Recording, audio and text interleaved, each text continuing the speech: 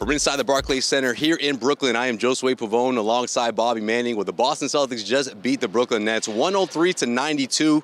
Jaylen Brown scoring a game-high 34 points. He scored 20 of them in the first quarter, 5 3-pointers. Bobby, what's gotten into Jaylen lately? I think just greater level of focus. Feels like he's trying to make some simpler reads, not try to do too much. Celtics got into some turnover funks against the Heat. That happened in this game too, but overall taking quicker shots against a set defense. Attacking mismatches within the flow of the offense worked really well for this team. I know you pointed out the 2 free throws that he drew on Seth Curry. I thought those were important, getting in the line, seeing a few of those go down.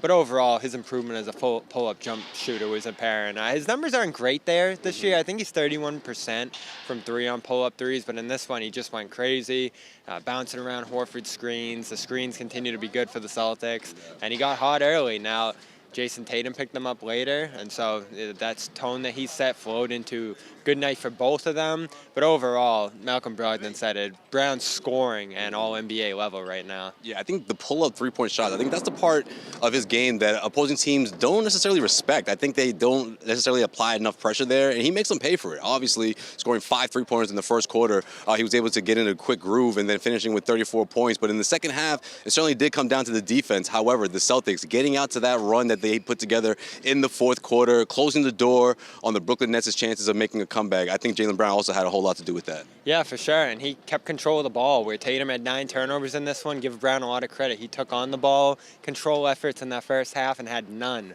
while scoring 34 points. That's always super impressive, especially from a guy like him who's had issues like that in the past. He usually bounces back from them. I've talked to different guys on the team this year who always say they don't really have to say anything to him. Like, they know he's going to respond to those unless, there's really something to say. Horford and Smart said that. And, they needed a little bit more ball control, a little bit more facilitating from him with Marcus Smart out in this one.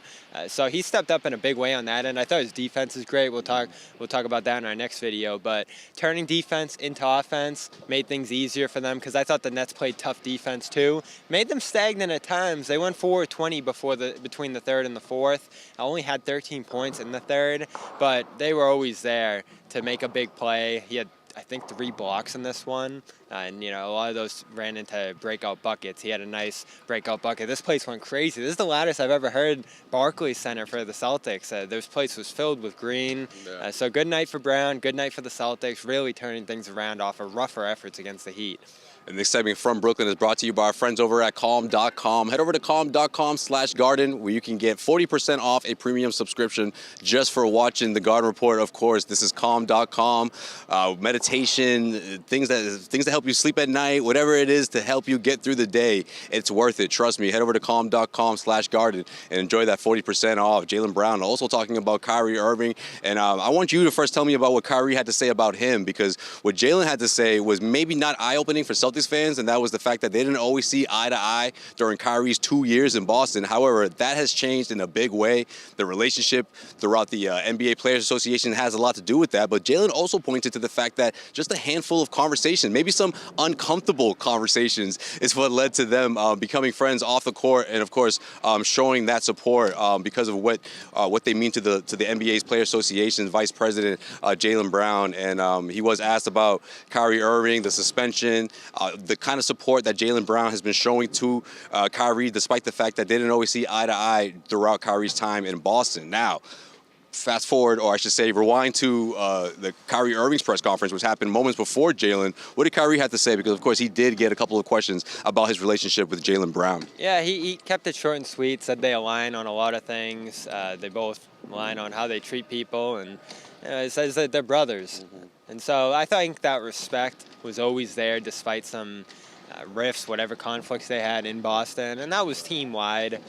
I look back on Morris and Brown and really a whole, I think, youth-veteran divide on that team in general. And listen, we saw it. Irving had a point probably to some degree in terms of those young guys and their approaches, because once Horford left, this team hit a rough patch. 2020, they make the East Finals, but really melt down at points throughout that postseason. And then 2020, they took a major step back, losing in 5 games to the Nets here. So they made strides. I talked to Kevin Durant after the game as he walked to the bus, and he said the leadership of Jason Tatum's apparent to him at this point. Brown, I think you can put in that camp.